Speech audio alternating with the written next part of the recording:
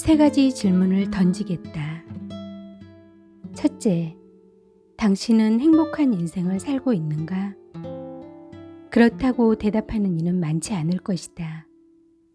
둘째, 그렇다면 무엇이 당신의 인생을 가로막고 있는가? 이번에는 저마다 다른 답변이 등장할 차례다. 돈이 문제죠. 로또만 되면. 집안에 불화가 많아요. 저는 외모로 칭찬 듣는 게 소원이에요. 의미 있는 삶, 행복한 삶을 위해서는 이처럼 갖춰야 할 조건이 많이 있다. 이제 마지막 질문이다. 당신은 자기 삶을 위해 필요한 조건을 잘 알고 있으면서 왜 그것을 가지려고 하지 않는가?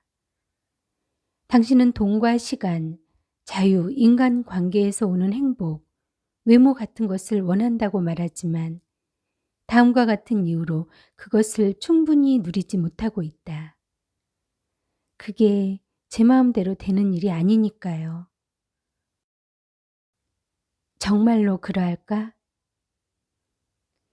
인간이란 어렵다고 인식한 일은 절대 해낼 수 없는 존재다.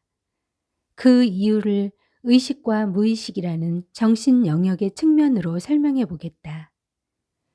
인간의 무의식은 정신 영역의 90%를 차지하고 있는데 무의식은 언제나 상상력을 동반해서 외부로 표현이 된다. 또 다른 영역인 의식은 정신 영역의 10%를 차지하고 있고 논리를 동반해서 외부로 표현이 된다. 그래서 의식의 언어를 논리, 무의식의 언어를 상상력이라고 정의할 수 있다. 이러한 원리에 의해 인간이 안 된다고 생각하는 순간 정신의 90%를 차지하는 무의식의 언어인 상상력으로 안 되는 모습을 먼저 떠올리게 된다.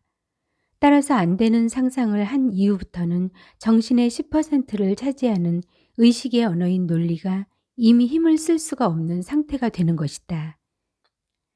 이러한 특성 때문에 정신 영역의 대부분을 차지하는 무의식에 의해 우리 생각과 행동의 많은 부분이 지배될 수밖에 없고 무의식에 관한 지식을 갖추고 제대로 활용하지 못한다면 논리적인 삶을 살아가는 것이 불가능해진다. 돈 벌기가 어렵다고 말하는 사람들은 정신의 대부분을 차지하고 있는 무의식에서 이미 돈 버는 것이 어렵다고 믿고 있기 때문에 돈을 잘 버는 것을 떠올리거나 상상할 수 없게 된다. 나도 모르게 무의식적으로 궁핍한 삶을 살아가는 상상을 할 수밖에 없었던 것이다.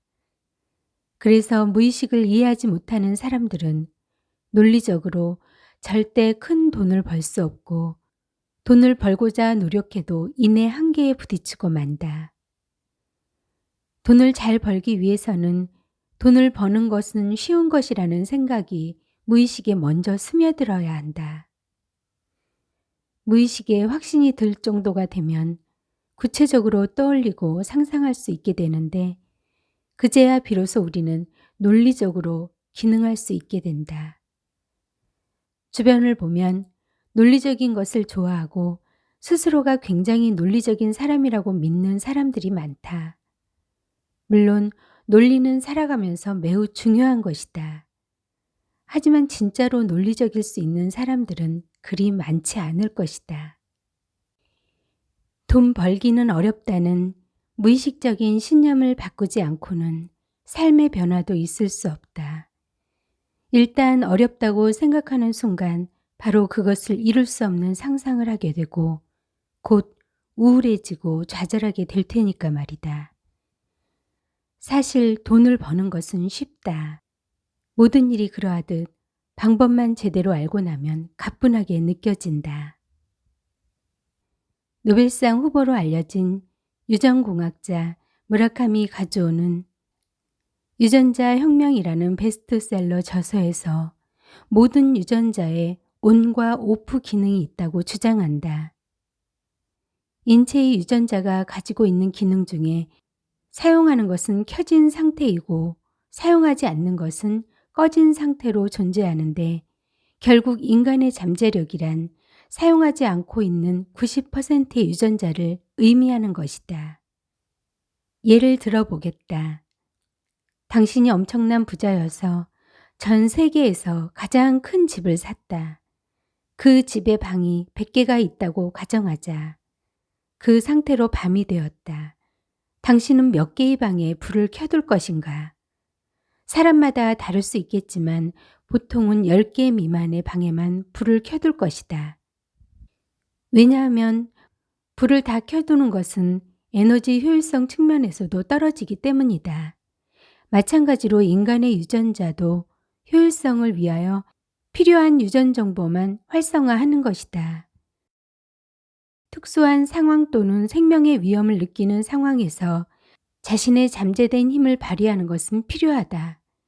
한 분야에서 크게 성공한 사람들의 공통적인 특징은 자신의 분야에서 타의 추종을 불허할 정도로 많은 시간을 쏟아부어 해당 생각과 행동에만 집중하며 살아왔다는 것이다. 그 과정에서 유전자는 비로소 필요성을 느끼고 충분한 힘을 만들어낼 수 있게 되었으며 잠재 능력도 발휘할 수 있게 되었다. 능력은 사용할수록 성장한다. 애초부터 인간의 두뇌는 많이 사용하도록 설계되어 있다. 잠을 줄이고 일을 더 열심히 하란 말이 아니다. 핵심은 인간의 두뇌는 어떻게든 계속 일을 하고 있다는 사실이다. 우리는 하루 평균 33회의 부정 암시를 받는다. 부정적인 무의식은 나의 잠재력을 가두어 놓는다. 그럼 우리는 왜 부정적인 무의식을 갖게 되었을까? 인간의 본능일까? 나의 성격 탓일까? 아니다. 무의식의 많은 부분은 성장기를 거치며 자연스럽게 형성된다. 부모와 형제, 친구, 선생님 등 주변 사람과의 상호작용 속에서 우리는 숨겨진 메시지를 전달받는다. 예를 들어보자. 한 부모가 이렇게 말한다. 내가 지금 왜 이 모양 이 꼴로 사는 줄 아니? 내가 내 나이였을 때 공부를 제대로 하지 못했고 그래서 좋은 대학에 못 갔기 때문이다. 너에게는 지원을 아끼지 않을 테니 제발 공부 좀 열심히 해서 좋은 대학 가고 좋은 직장에 들어가서 돈도 많이 벌고 행복하게 살아라. 아마 익숙한 말일 것이다. 그런데 이 말에는 매우 나쁜 암시, 즉 부정 암시가 숨겨져 있다. 이 부모는 자신의 실패를 좋은 대학에 못 들어가서라는 지엽적 이유에서 찾고 있다. 그는 정말 좋은 대학을 가지 못해서 성공하지 못했을까? 혹은 좋은 직장을 가지지 못해서 성공하지 못했을까? 반대로 좋은 학벌과 직장만 얻으면 성공이 보장되는가? 아니다. 좋은 학벌을 갖고 있다는 건 이 사회에서 무엇인가 시작할 때 출발선이 조금 더 나은 것 정도이지 모든 것을 보장해 주는 것이 절대 아니다. 암시란 한 사람에게서 다른 사람에게로 옮겨간 생각을 말한다. 인간은 사회적 동물이고 타인으로부터 계속해서 영향을 받을 수밖에 없는 존재이기 때문에 주변 사람이 잘못된 암시를 보내더라도 걸러내지 못하고 휩쓸리기 쉽다. 그렇다면 우리는 어떻게 대처해야 할까? 나의 무의식에 부정 암시가 들어왔을 때 효과적으로 방어할 수 있도록 지식을 갖춰야 한다.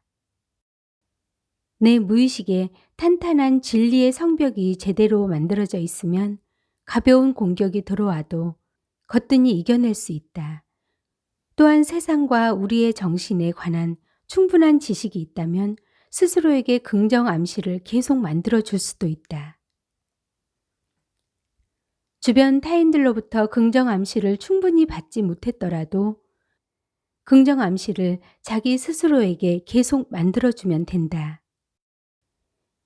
지식을 갖추고 상상하는 것과 그렇지 않은 상태로 망상하는 것의 차이를 제대로 구분할 수 있어야 할 것이다. 대부분의 사람들이 부정 암시를 하는 이유는 자신이 하지 못한 것은 다른 사람도 할 수 없을 것이라고 무의식적으로 믿고 있기 때문이다. 그러니 그것을 갖고 감정 싸움을 하거나 부정적인 상대를 비난할 이유도 없다. 그냥 그들과 조금 거리를 둔 채로 그들이 불가능이라고 말했던 것이 틀렸음을 증명한 뒤에 알려주면 되는 것이다. 이 문장을 자주 되새겨라. 물은 위에서 아래로 흐른다. 내가 상대보다 더 높은 수준의 정신 상태를 갖추고 있다면 그들로부터 받은 암시는 내게 전혀 영향을 줄 수 없다.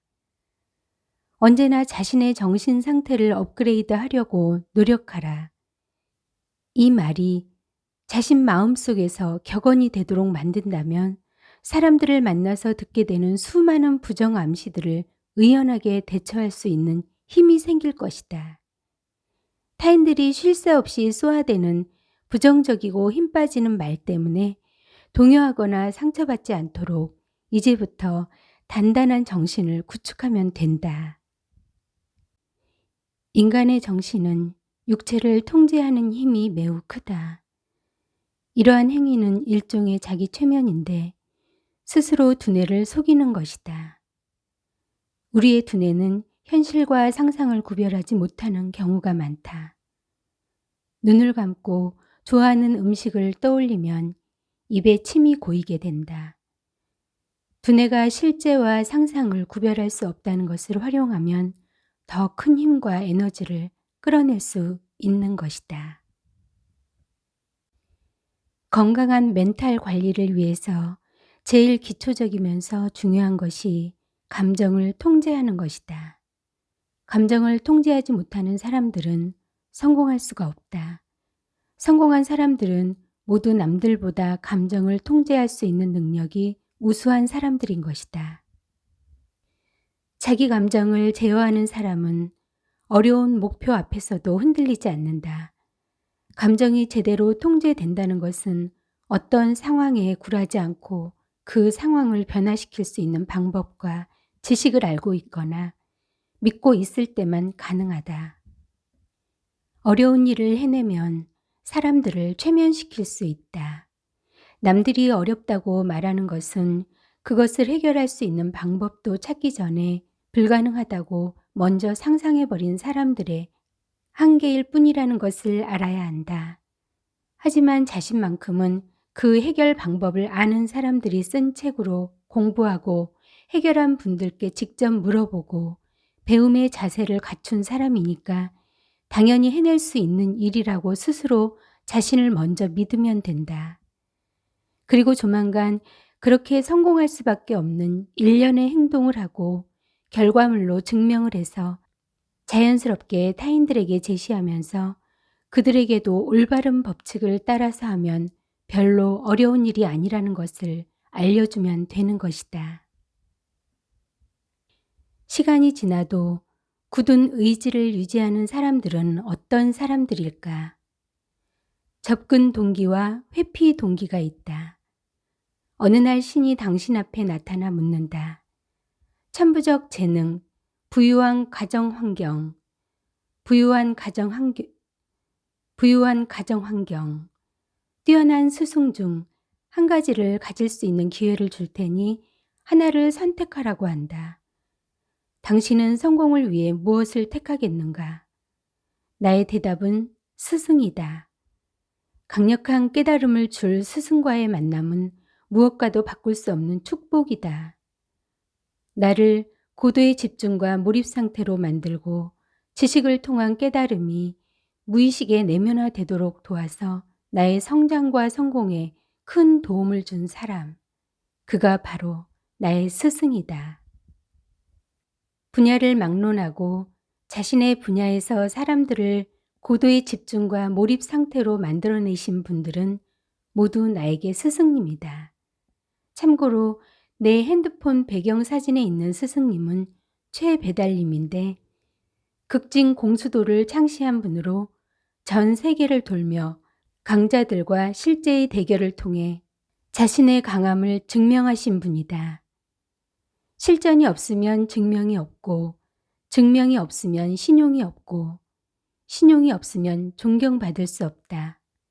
난 최배달님이 했던 이 말씀을 항상 가슴에 새겨놓고 산다. 이분은 20대에 1년이 넘는 기간 동안 2차례에 걸친 산중 수련을 하셨다. 24살 1차 산중 수련을 마치고 전 일본 공수도 대회에서 우승했고 일본 전역을 돌면서 실전을 통해서 진정한 강함을 증명했다. 최배달님에게 많은 영향력을 받은 나는 스승님을 흉내라도 내듯 20대에 이분의 산중 수련처럼 외부와 잠시 단절하고 지식을 깊이 탐구하고 연마하는 것에만 온전히 집중했다. 내가 존경하는 모든 스승님들은 실전 강자들이다. 그 중에서도 최배달님은 목숨을 걸고 한평생 실전 격투를 통해서 강함을 증명하신 분이어서 그 점을 계속 본받으려고 노력하고 있다.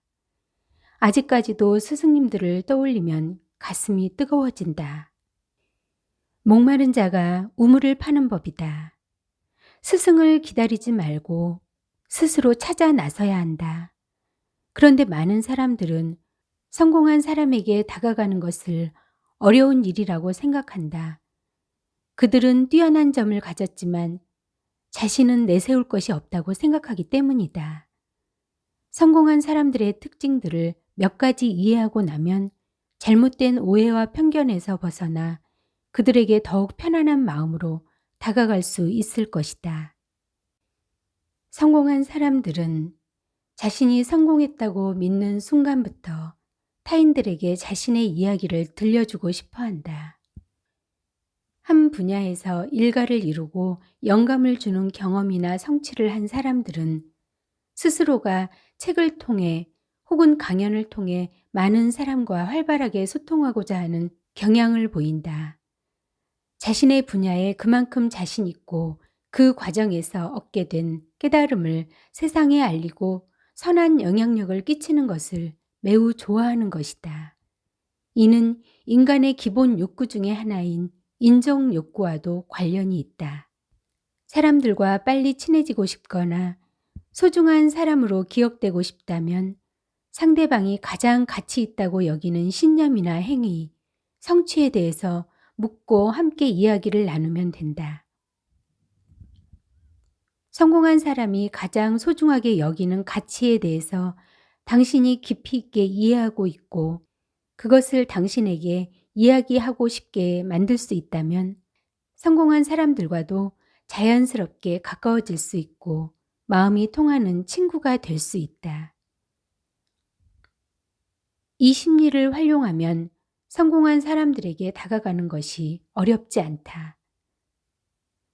한 가지 당부하고 싶은 점이 있다면 상대를 만나기 전에 상대에 대한 기본 정보 정도는 파악하고 그와 대화를 이어나갈 정도의 관련 지식은 반드시 준비해서 가야 한다는 것이다. 책을 쓰신 분이라면 그의 책을 한 번은 정독하고 가서 만나야 하고 사업가라면 업의 특성과 그 분야의 기본 지식을 갖추고 그에게 도움이 될 만한 이야기를 준비해서 가면 서로가 의미 있는 시간을 보낼 수 있다. 그냥 한번 들이대보자 라는 가벼운 마음으로 아무 준비 없이 만나봤자 서로 도움도 되지 않고 무의미한 일회성 만남으로 그치고 만다. 우리 인생에는 인생을 바꿀 3번의 기회가 있다. 인간은 쉽게 바뀌지 않는다. 반드시 어떤 계기가 필요하다. 그 계기는 보통 3가지 패턴으로 정리할 수 있는데 첫 번째는 죽을 병에 걸렸다가 살아났을 때이다. 이때 우리는 삶에 대해 근본적인 부분부터 다시 생각하게 된다. 죽음 앞에 처음으로 직면하면 지나온 삶에 대한 미련과 후회, 반성이 밀려오고 의미 있는 인생에 대해 진지한 고민을 하게 되는 것이다. 두 번째는 인생의 바닥을 쳤을 때이다. 자신의 삶에서 상상도 해보지 못한 최악의 상황을 마주하게 되면 강력한 회피 동기를 갖게 되고 그 상황을 변화시키기 위한 생각과 노력을 시도하게 된다. 스스로 견딜 수 없을 정도의 인생의 최저점이라고 느끼는 순간이 오면 그동안 복잡하게 생각했던 것들이 사사롭게 느껴지고 모든 잡념이 사라지면서 그 순간을 벗어나는 것에만 모든 에너지를 쏟아붓게 되고 삶의 변화가 일어나는 것이다. 세 번째는 뛰어난 스승을 만났을 때다. 자신을 믿는 사람들은 스승과 같은 존재들이 올바른 지식을 활용해서 외부의 상황과 조건을 바꾸고 삶을 주체적으로 살았다는 증거를 보면서 확신을 갖고 마음속 깊이 그분들의 법칙과 신념을 새겨 넣는다.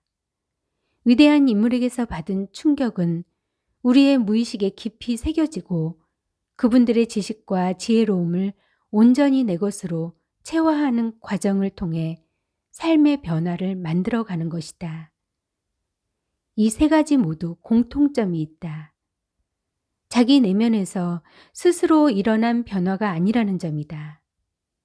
내면에서 스스로 작동한 것이 아니라 외부에서 주어진 자극 요소를 통해서 내면이 변화된 것이다. 우리가 열광하는 모든 순간에는 몰입이 있다. 독서를 하면서 성공한 사람들을 분석해 보니 단순히 학벌보다 세상에 통하는 지식을 활용해서 성공했다는 사실이 명확하게 보이기 시작했다. 명문대 나온 사람이라도 실전 지식이 없는 사람은 실전 지식을 갖춘 고졸 출신에게도 질 수 있다는 사실도 알게 되었고, 의외로 실전 능력이 없는 명문대 출신도 굉장히 많다는 것도 알게 되었다. 세상에는 명문대에 나오지 않고도 멋있게 사는 사람이 무척 많다. 그런데도 우리가 애를 써서 좋은 대학에 들어가려는 이유는 무엇일까? 명문대를 가게 된다면 고도의 집중과 몰입 상태를 좀 더 쉽게 만들어낼 수 있기 때문이다. 이 말이 무슨 뜻인지 이해하려면 세상이 돌아가는 원리를 이해할 필요가 있다. 당신이 가장 좋아하는 영화를 떠올려 보라. 그 영화는 보는 내내 시간이 순식간에 훅 지나가 버린 것과 같은 느낌과 깊은 여운을 남기고 당신을 그 순간 고도의 집중과 몰입 상태로 빠지게 만든 영화였을 것이다. 절친한 친구들과의 만남을 즐기는 것 역시 고도의 집중과 몰입 상태를 경험하고 싶기 때문이다. 서로에게 집중하고 몰입할 수 없는 사이라면 친구가 될 수 없다. 슈퍼카, 명품 옷, 좋아하는 TV 프로그램 등 우리가 열광하는 모든 것에는 하나의 공통점이 있다. 우리를 고도의 집중과 몰입 상태로 이끈다는 점이다. 어떤 분야에서 고도의 집중과 몰입 상태를 잘 만들어내는 능력은 매우 중요하며 인간이 본질적으로 추구해야 할 가치이다. 이러한 능력을 가진 사람들은 타인을 열광시킬 수 있다. 그래서 우리의 인생의 목표는 한 분야에서 고도의 집중과 몰입 상태를 잘 만들어내는 것이 되어야 한다. 자신이 하는 일로 사람들을 완전히 고도의 집중과 몰입 상태로 만들어내면 사람들을 감동시킬 수 있고 그런 사람들에게 감사를 받으면 당신도 진정한 행복감을 느끼게 된다.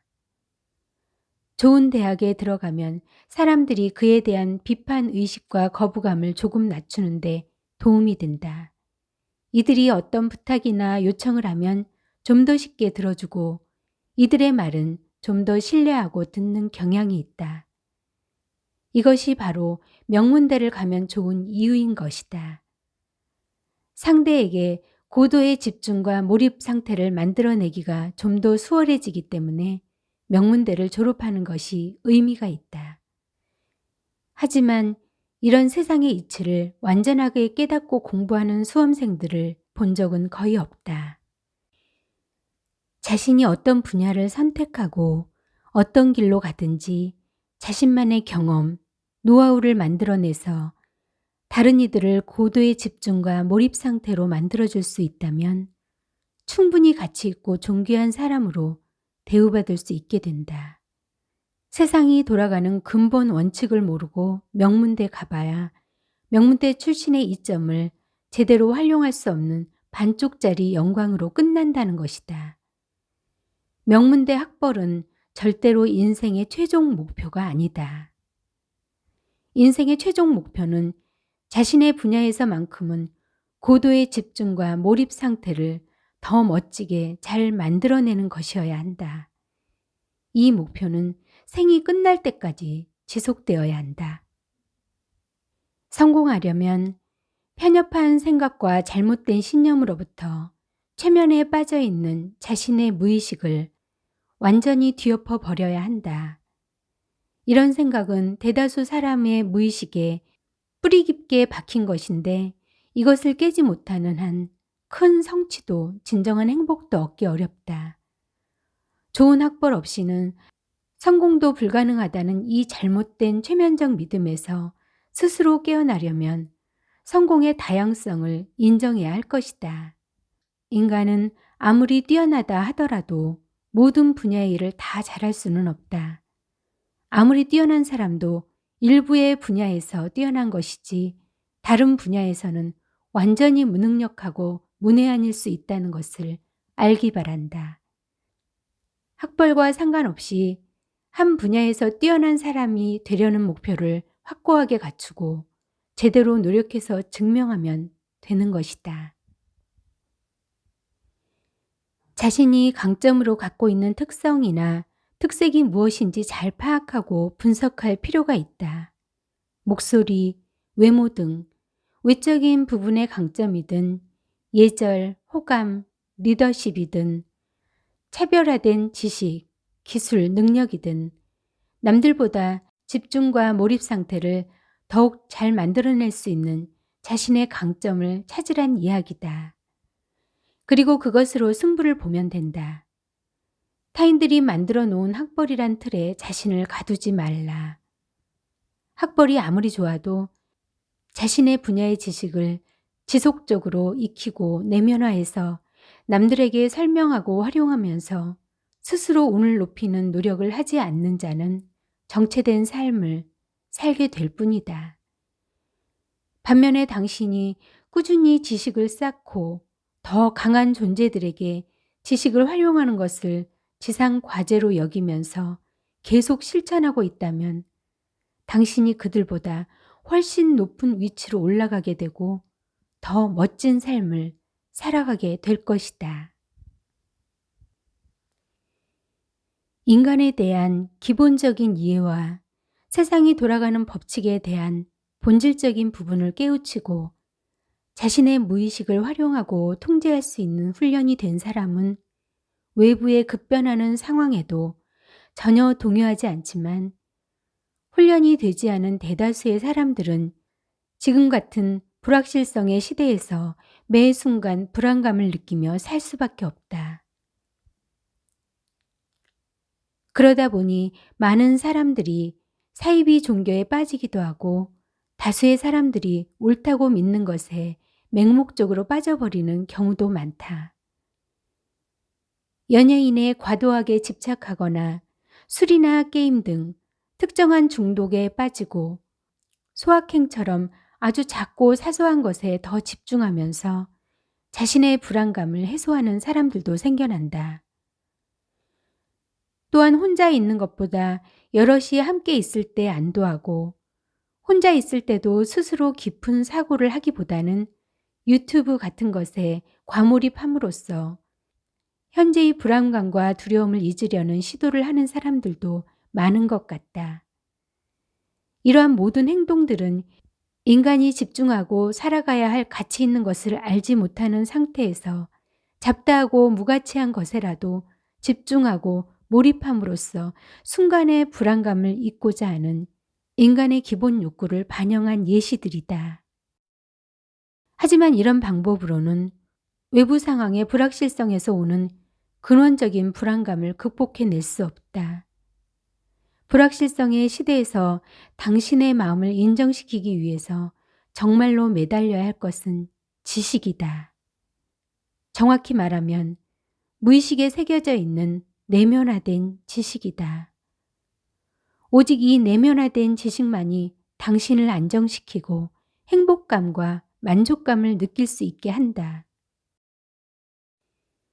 입에서 말이 화살처럼 쏟아져 나오고 차르게 글로 새길 수 있을 경지에 올라야 진짜 지식이라고 했다. 진짜 지식이라면 단순 암기의 차원을 넘어서 무의식적으로 줄줄 나올 수 있는 상태가 되어야 한다. 언제라도 두뇌에서 필요한 지식을 바로 인출해서 쓸 수 있는 내면화된 상태. 이 수준에 이른다면 사람들은 당신의 지식을 바탕으로 만들어진 상품이나 서비스, 기술, 프로그램의 비용을 지불하는 것을 아깝게 여기지 않는다. 아니, 아까워하지 않는 정도가 아니라 돈을 지불한 고객들이 기쁨을 느끼고 고마워하며 당신을 존경하고 좋아하기까지 한다. 당신의 내면화된 지식이 진정한 가치가 있는 것이 확실하다면 사람들은 기꺼이 돈을 지불하고 해당 지식의 유용성을 제대로 느낄 것이며 당신과 당신의 성취에 대한 감사함을 느낀다. 나 역시도 내가 가진 심리학과 정신 영역에 대한 지식의 가치를 너무나 잘 알고 확신이 있었기 때문에 타인에게 나의 지식을 알리고 파는 것에만 집중했다. 그 과정에서 자연스럽게 사람들이 나를 인정하고 존중하고 좋아하게 될 것이라는 것을 알고 있었기 때문이다. 지식을 믿고 계속 연마하면서 사람들에게 좋은 영향력을 주다 보면 어느 순간 주변에 사람이 모이게 되는데 이는 인간의 본능과도 같은 자연스러운 현상이다. 자신의 분야에서 집중과 몰입 상태를 잘 만들어내는 사람에 대한 호감과 관심은 당연한 반응이며 자신의 필요한 욕구를 충족시켜주고 도움을 줄 수 있는 사람 곁에 머무르고 싶어 하는 것도 자연스러운 본능이기 때문이다. 지식의 진정한 힘을 믿는 사람이라면 인간관계 자체에 집착하고 집중하기보다는 최우선적으로 한 분야의 지식을 제대로 쌓는 것에 집중해야 한다. 이것이 바로 인간관계의 본질이다. 지식을 내면화시킨 전문가임을 증명하고 실제로 타인에게 도움을 줄 수 있다면 인간관계는 거의 저절로 된다. 그러니 막연하게 인간관계에 치중하기보다는 자신의 분야에서 집중하고 몰입해서 성취와 결과물을 만들어내야 한다. 우리가 접하는 모든 광고는 암시를 활용한다. 오랫동안 기억에 남거나 혹은 문득문득 떠오르는 광고는 암시를 효과적으로 무의식까지 잘 전달한 것이고 그렇지 못한 광고는 암시를 무의식에 제대로 전달하지 못한 것이다. 암시란 다른 이로부터 다른 이에게로 옮겨진 생각이다. 사람들은 일상 속에서 자연스럽게 서로 암시를 주고받는다. 같은 지식을 전달하더라도 더욱 효과적인 암시로 만들어내는 사람들은 영향력이 매우 커지고 널리 각인되며 점차 유명해진다. 누군가는 인간의 인생에 엄청난 영향을 미치는 암시의 힘을 일찍부터 깨닫고 그 방법을 자신에게 먼저 적용시켜서 스스로에게 좋은 암시를 남기는 법을 터득한다. 그리고 나아가서는 남들에게도 암시를 강력하게 남길 수 있는 영향력 있는 사람으로 발전하는 것이다. 이처럼 혹자는 무의식적 암시의 강력한 힘을 깨닫고 자신과 세상 사람들에게 잘 적용시켜서 멋진 인생을 살아가지만 대다수의 사람들은 무의식과 암시에 대한 개념과 지식이 부족한 상태로 살아가기에 타인에게 그 힘을 활용하기는커녕 자신에게조차 제대로 적용하지 못하면서 기존에 자신이 외부로부터 받아온 잘못된 암시의 피해자로 살아가게 된다. 보통 사람도 자신의 무의식에 접근해 효과적으로 암시를 넣을 수 있을까? 비슷한 시도는 가능하다. 바로 최면을 활용하는 것이다. 최면이라고 하면 무엇이 떠오르는가? TV에서 본 적이 있는 전생체험 같은 것을 연상하며 그거 다 사기 아니야? 라고 생각하는 사람도 있을 것이고, 영화 Now You See Me, 마술 사기단 같은 장면을 떠올리며 사기꾼이 쓰는 트릭 정도로 가볍게 생각할지도 모른다. 그러나 최면은 심리치료에서 활용되는 것은 물론이고 국가수에서 수사 기법으로 활용될 정도로 과학적인 기술이다. 그럼에도 불구하고 아직도 많은 사람들이 최면에 대한 오해를 갖고 있는 것 같아 매우 안타깝다. 알고 보면 인간은 평소에도 최면 상태와 비슷한 상태들을 수없이 많이 경험하고 살고 있다. 사랑에 빠지거나 재미있는 영화, 드라마에 빠지거나 게임이나 웹툰에 빠져 있는 그 순간들이 일상 속에서 비일비재하게 벌어지는 최면적인 상황이라고 보면 된다. 이런 최면적 상황에서 주어지는 암시는 우리의 무의식에 더 깊숙하게 들어온다. 실제로 사람들을 최면 상태로 만들어 놓은 다음 암시를 남기고 최면 상태에서 깨우면 최면 상태에서 받은 암시를 그대로 실천하게 된다. 그래서 어떤 부모님 밑에서 자라고 어떤 스승을 만나서 어떤 암시를 받았느냐는 그 사람 일생을 좌지우지할 정도로 중요한 영향을 미친다. 한번 무의식에 자리 잡은 암시는 쉽게 바뀌지 않는다. 이미 들어온 암시를 교체하려면 최면 상태와 흡사한 상태를 만든 후에 새로운 암시를 주어야 가능해진다. 평생에 걸쳐 형성된 무의식을 바꾸기 위해서는 평소에 스스로 자기 최면 상태를 만들 수 있어야 한다. 그 상태에서 자신의 마음을 관조하고 자신에게 필요한 암시를 남겨야 한다. 암시를 무의식에 효과적으로 전달하기 위해서는 충분히 몸이 이완된 상태에서 가능한데 자기 최면의 과정은 지속적이어야 하며 암시 내용도 간결할수록 효과는 높아진다. 복잡하고 장황하게 여러 종류의 암시들이 혼합되어 있으면 전달 효과가 낮아지기 때문에 한 번에 한 가지 목적을 위한 암시만을 남기는 것이 더 효과적이다. 예를 들면 나는 아주 건강하다거나 나는 실전에 강한 사람이다와 같이 목적의식을 가지고 간결한 문장으로 이완과 암시를 규칙적으로 지속적으로 실행하는 것이다. 가능하다면 무의식의 언어가 되는 상상력을 활용하여 암시를 주면 더욱 효과를 극대화할 수 있다. 삶 속에서 깊은 영감을 주고 대단함을 증명한 존재들은 모두 자신의 무의식을 활용하는 법을 경험 속에서 터득하고 활용했던 사람들이다. 무의식을 완전히 믿고 이해하고 제대로 활용하면 잠재 능력이 발휘되지만 반면에 무의식에 대해 무지하고 활용하는 법을 모르면 길을 잃는다. 활용하는 법을 모르면 길을 잃은 마음의 에너지는 자신을 힘들게 하는 방향으로 향하기 시작한다. 통제 감각을 상실한 심리적 에너지는 의지와 상관없이 무의식적으로 자신의 부정적인 생각이나 감정들과 합심하여 몸을 공격하고 아프게 하기 시작한다.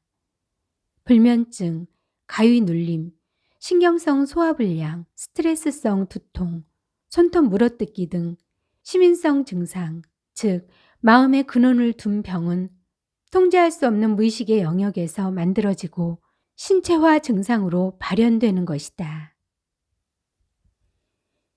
인간은 긍정적인 생각을 하면 에너지가 증폭되고 치유력과 면역력이 극대화되지만 우울하고 부정적인 생각을 하면 즉각적으로 신체 에너지가 감소하고 치유력과 면역력도 낮아진다. 무의식 속에 부정적인 생각과 감정으로부터 기인한 시민성 증상들은 주변의 부정 암시와 외부 환경으로 인해 더욱 강화되고 신체화 증상과 특정한 병으로 나타난다. 행복한 삶을 살기 위해서는 반드시 긍정적인 생각과 감정이 무의식 내면에 자리하도록 마음을 관리해야 한다. 좋은 쪽으로든 안 좋은 쪽으로든 사람은 누구나 무의식의 언어를 사용하여 자기 체면과 유사한 행위들을 하고 있다. 단지 차이점이 있다면 무의식의 엄청난 힘을 알고 확실히 믿는 사람과 그렇지 않은 사람이 있다는 것뿐이다.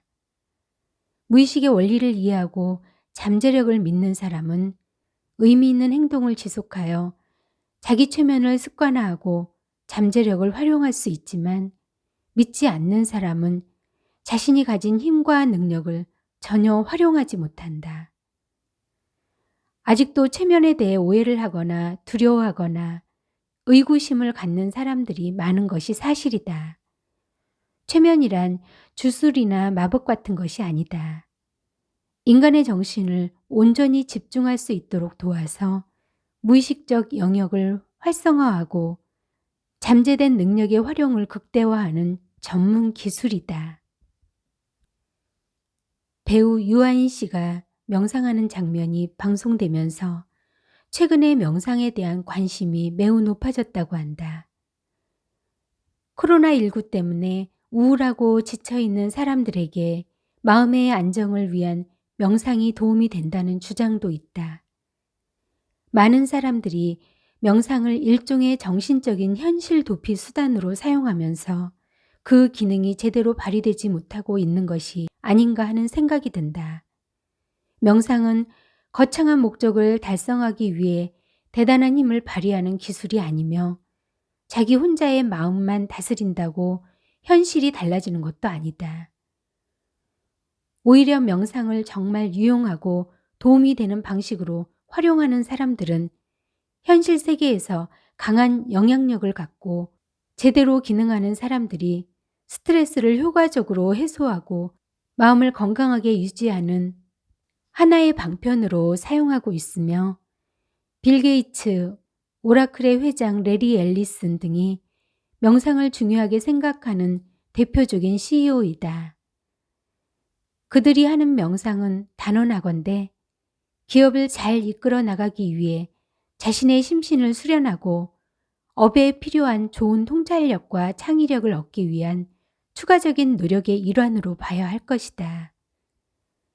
그런데 어떤 사람들은 명상을 통해서 기존의 욕심을 내려놓고 자신이 가진 것에 감사하며 내면의 평화에만 집중하는 데 목적을 둔다. 하지만 이런 마음가짐을 갖추는 것은 대부분의 사람들에게 쉽지 않은 일이다.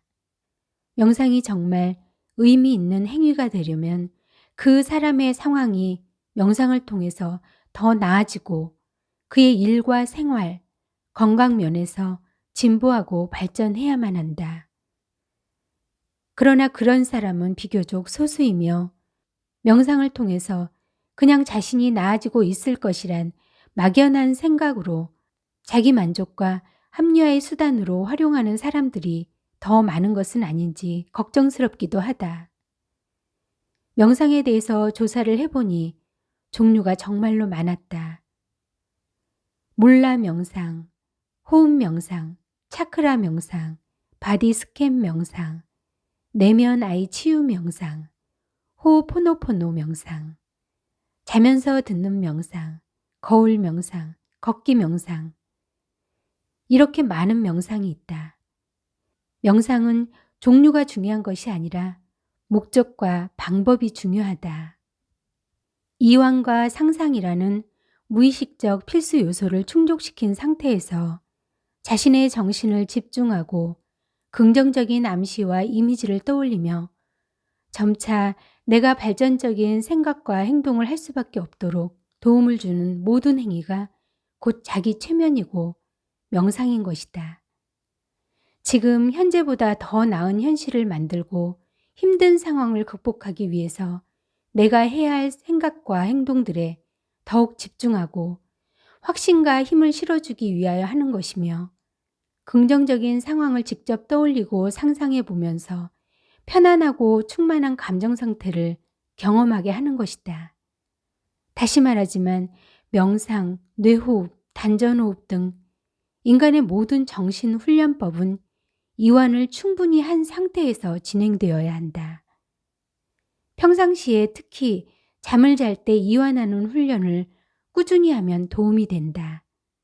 이완 상태와 무의식의 언어인 상상력을 활용한다는 이 두 가지 조건만 충족한다면 나머지 세부적인 조건들은 거의 불필요하거나 지엽적인 것으로 생각해도 좋다.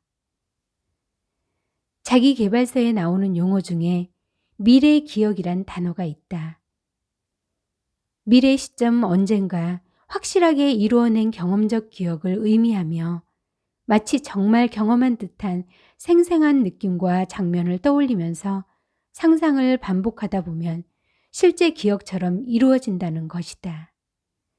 주의할 점은 이런 미래 기억을 제대로 잠재의식에 새겨 넣으려면 성공을 이루기 위한 과정에서 반드시 필요한 지식들이 내면화되어 있는 상태가 되어야만 그것을 이루어내는 구체적인 상상이 비로소 가능하게 된다는 것이다. 자신의 꿈을 이루기 위해서 거쳐야만 하는 중간 과정에 대한 구체적인 지식이 없는 상태로 맨 마지막에 성공 모습만을 상상하는 것이 과연 얼마나 효과가 있을까?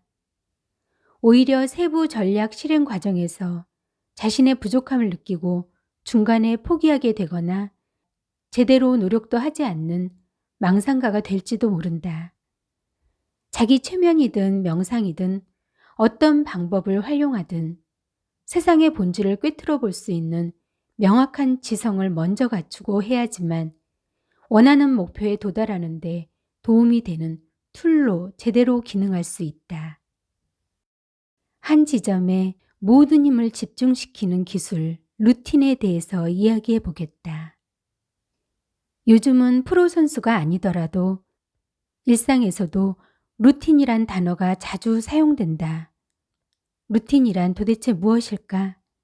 영어 단어로 루틴이란 규칙적으로 하는 일의 통상적인 순서와 방법을 의미하는데 우리가 말하고자 하는 루틴은 어떤 일을 최고의 역량으로 완벽히 수행해내기 위해서 지켜야 할 절차를 말한다. 한국 양궁의 기보배 선수도 루틴을 아주 중요하게 생각하며 훈련했다. 기보배 선수가 가지고 있던 루틴을 살펴보자. 1. 내 자세를 믿고 쏘자. 2. 빨리 들어와서 뒷손 깊숙이 붙인 후 3. 왼쪽 어깨 10점 방향으로 4. 탄력 있고 경쾌하게 쏘기. 바람 그까짓 것 이길 수 있어. 실제로 런던 올림픽까지 사용했던 루틴의 내용이다. 훈련할 때와는 달리 실전에 임하는 순간 여러 가지 잡념이 떠오르기 마련이다. 극심한 부담감과 초조함 속에서 벗어나기 위해 마음속으로 잡념을 없애버려야지라는 생각을 아무리 해봐도 잡념에서 쉽게 벗어날 수 없다. 이럴 때 가장 효과적인 방법은 집중해야 하는 문제에 의식적으로 더욱 강하게 집중하는 것뿐이다. 잡념에서 벗어나야지가 아닌 그 일을 최적으로 잘 해내기 위해서 반드시 필요하고 확인해야 하는 부분만을 더욱 선점하고 집중하여 맹렬히 생각하는 것 정도로 이해하면 되겠다. 그러면 잡념으로 갈 정신 에너지가 최적의 수행력을 발휘하는 데 필요한 부분으로 다 사용되면서 잡념을 만들 여력이 사라진다. 최고의 수행 능력을 발휘하기 위한 구체적인 체크리스트를 만들고 연습할 때도 실전에 임할 때도 한결같이 쭉 이어가면 된다. 이러한 과정에서 자신만의 최적 루틴이 완성되고 중요한 순간에도 진정한 실력을 마음껏 발휘할 수 있다. 최고의 선수라면 예외 없이 최적 루틴을 가지고 있으며 그들이 자신의 최종 루틴에 보이는 믿음은 어마어마하다. 예를 들어 보겠다. 출발대에 오르기 전까지 박태환 선수가 몸을 풀고 음악을 듣는 것. 장미란 선수가 바벨을 들기 전에 심호흡하며 혼잣말 하는 것. 이것이 바로 루틴이다. 이것을 인지적 루틴이라고 하는데 행동적 루틴도 있다. 행동적 루틴은 자신의 생각을 행동으로 체계화시킨 동작이다. 야구선수 박하니의 타격 루틴. 땅을 고른다. 두 발을 모아 뛴다. 헬멧을 다시 쓰고 왼쪽 허벅지를 치면서 홈플레이트 앞에 줄을 긋는다. 테니스 선수 나달의 서브 루틴. 땅을 고른다. 라켓으로 두 발을 턴다. 엉덩이에 낀 바지를 뺀다. 양 어깨를 만진 뒤 코와 귀를 번갈아 만진다. 공을 3번 튕긴다. 골프 선수들이 하는 프리샷 루틴도 있다. 골퍼들이 샷이나 퍼팅을 하기 전 정신을 가다듬기 위해서 취하는 동작이다. 얼핏 보면 루틴을 강박 증상으로 오인할 수도 있다. 강박증은 특정 행동을 병적인 측면에서 행하는 것이다. 강박은 부정적인 상태에서 탈피하여 보통 정도의 행동을 하기 위한 절차이지만 반면에 루틴은 보통 수준을 훨씬 뛰어넘는 최고의 역량을 발휘하기 위해서 준비하는 일련의 과정으로 이해해야 한다. 제대로 된 루틴 상태에서는 긍정적인 심리 상태를 끝까지 유지하며 최고 수행을 향한 정성과 염원이 가득 담긴 행동을 하는 것이다. 이처럼 루틴은 자기 관리를 위한 최고의 방법으로 주목받고 있다. 루틴은 성공을 위한 최적의 시나리오를 반복하게 만든다. 인간이 한 번에 받아들일 수 있는 정보의 개수는 약 5개에서 9개라고 한다. 기보배 선수가 지니고 있던 루틴 카드의 문장도 5개의 문장으로 이루어져 있는데 이처럼 5개에서 9개의 숫자를 일정의 법칙처럼 생각하면 된다. 사람들이 가끔 내게 자신의 루틴을 점검해 달라고 하는데 루틴은 최고의 성과를 내려는 목적의식을 갖고 하는 절차란 점을 반드시 기억해야 한다.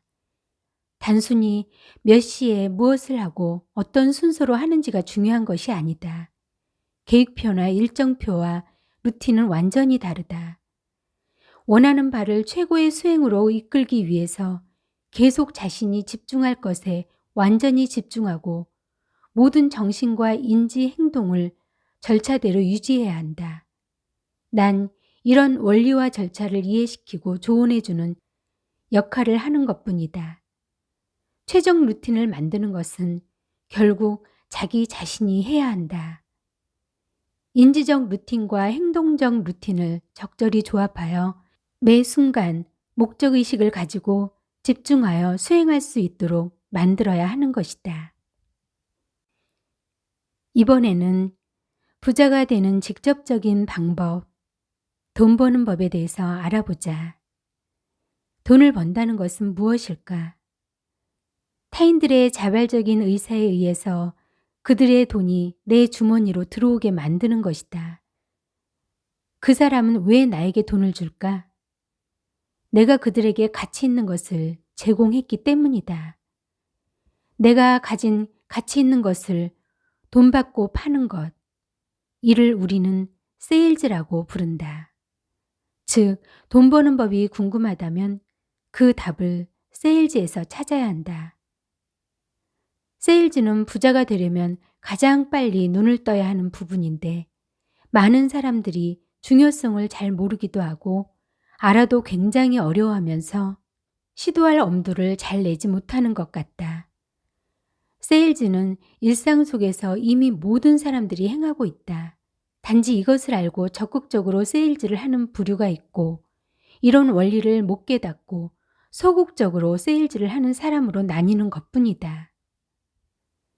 세일즈에서 명심해야 할 것은 다음과 같다. 첫째, 진정한 세일즈란 나를 파는 것이다. 나의 믿음, 신용, 신뢰, 친절, 배려, 깔끔한 모습, 지식, 기술, 시간, 에너지와 기운을 파는 것이다. 따라서 계속 자신의 가치를 높여 나가는 노력을 지속해야 한다. 둘째, 타인에게 팔지 말고 자신에게 먼저 팔아라.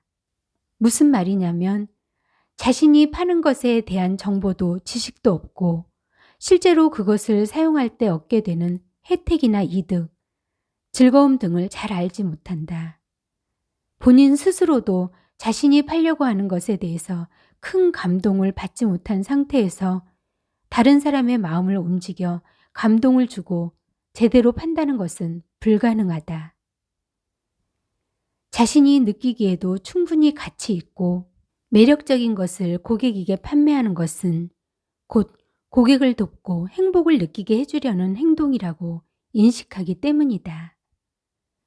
자신이 팔아야 하는 것을 자신에게 먼저 완전하게 판매한다면 상대에게 파는 것은 너무나 쉬운 일이 된다.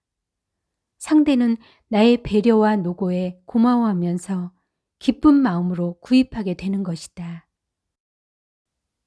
너무 가난했던 한 청년이 있었다. 그는 이른 나이부터 술집에서 일을 시작했다. 그런데 시련이 닥쳤다. 비위가 약한 그에게 주인이 화장실 청소를 시킨 것이다. 곤란한 상황에 처한 그를 본 선배가 따라와, 내가 하는 걸 보고 잘 따라하면 돼. 라고 말했다. 선배는 솔선수범해서 변기를 닦았다. 너무나 깨끗하고 완벽하게 청소를 마친 뒤 그 선배는 컵 하나를 가지고 와서 그 변기 속 물을 떠서는 들이켰다. 아무리 잘 닦았어도 꺼림칙할 만한데 전혀 망설임 없이 물을 삼키는 선배를 보며 청년은 충격을 받는다. 자신이 하는 일에 대해 이렇게까지 자부심과 확신을 가지고 사는 사람도 존재하는구나. 그는 지난날의 자신을 반성하고 새롭게 결심한다. 내가 평생 변기만 닦다 죽을지라도 이 세상에서 변기를 가장 잘 닦는 사람이 될 것이다. 그는 정말 평생 변기만 닦다가 삶을 마감했을까? 아니다. 그는 이날의 깨우침을 토대로 호텔업에 대해 필요한 모든 지식과 실력을 갖추고 성장하여 전 세계에 250여 개의 호텔을 세운 남자가 된다. 그의 이름은 바로 콘래드 힐튼이었다. 자신이 하는 일에 대한 자부심과 긍지 그리고 확신을 품어야 성공할 수 있다. 이것이야말로 대단한 존재를 만드는 근원적 에너지다. 대부분의 사람은 자신이 하는 일에 대한 긍지를 갖추지 못한 상태로 살고 있다. 그러다 보니 남의 눈치를 보고 수동적이며 평범한 삶을 살게 된다. 나니까 할 수 있고 나니까 가능한 것이며 나만이 할 수 있는 것이라는 생각. 이런 생각들이 어린 시절부터 계속해서 쌓이고 쌓이다 보면 정말 그런 존재로 거듭나게 된다. 확신을 가진 캐릭터를 구축할 수 있는 것이다. 세상은 이렇게 말한다. 성공하려면 자금력이 필요하다. 인맥이 있어야 한다. 누가 지원해 주지 않으면 불가능하다. 그러나 캐릭터를 갖추게 되면 이 모든 것이 내게 가까이 오는 것을 느낄 수 있다. 부디 이 점을 꼭 기억하기를 바란다. 이 일은 내가 최고야. 이렇게 매일 열심히 할 수 있었던 건 나니까 가능한 거야. 이렇게 성과를 올릴 수 있다니 역시 나는 대단해. 이런 생각을 갖출 수 있도록 하루하루 전념하라. 그러면 반드시 성공할 수밖에 없는 단단한 캐릭터로 바뀌게 될 것이다. 그리고 결국 깨닫게 될 것이다. 자신에게 최고의 백이 되어줄 아군은 바로 자신이란 것을 속으로 계속 외쳐라. 내 백은 나야 라고 말이다.